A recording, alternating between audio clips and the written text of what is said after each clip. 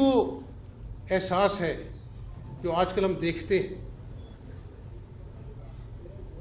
मैं हकाइक पे आऊँगा, लेकिन कल मैंने एक शख्स को दोबारा कहा कि ये इदारों ने जो है वो मेरे ख़िलाफ़ साजिश की, मेरी हुकूमत के ख़िलाफ़ साजिश की। ये राग वो मतवातर अलापता जा रहा है। मैं एक कारकुन हूँ और हमेशा मुझे एक सियासी कारकुन, उससे पहले मैं पाकिस्तानियत है तो फिर सियासत भी है, और फिर मैं सियासी कारकुन कहलाने में भी फ़ख्र महसूस करूँगा। लेकिन पहले मेरा रिश्ता मेरे मुल्क पाकिस्तान से। आज मैं आवाम से सवाल करना चाहता हूँ। जब ये शख्स जिसका नाम इमरान नियाज़ी है कहता है कि इदारों ने मेरे ख़िलाफ़ साजिश की, जब ये कहता है कि खुदा न खास्ता एटमी ताकत बर्बाद हो जाएगी, फ़ौज टूट फूट का शिकार हो जाएगी, और ये इन्होंने मेरे ख़िलाफ़ साजिश की है,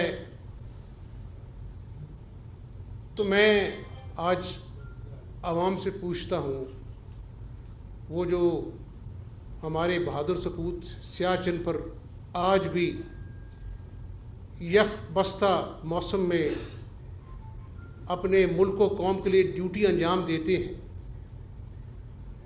सरहदों पे शहीद होने वाली माओ रोज़ अपने नाश्ते की मेज़ पर अपने प्यारों की, शहीदों की, चाहे वो फ़ौज का शहीद है, पुलिस का शहीद है, रेंजर का शहीद है, उनको रोज़ देखकर वो माएँ बेटियाँ रोज़ जीती हैं, रोज़ मरती हैं।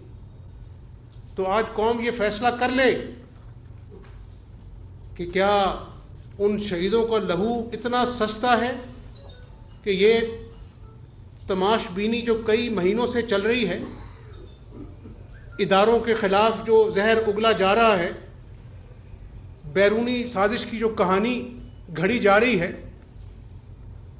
क्या उन माओं के, शहीदों की माओं के जज्बात इतने सस्ते हो गए कि इस झूठे शख्स के बोझ तले वो दब जाएं? ऐसे मामला कैसे चलेगा?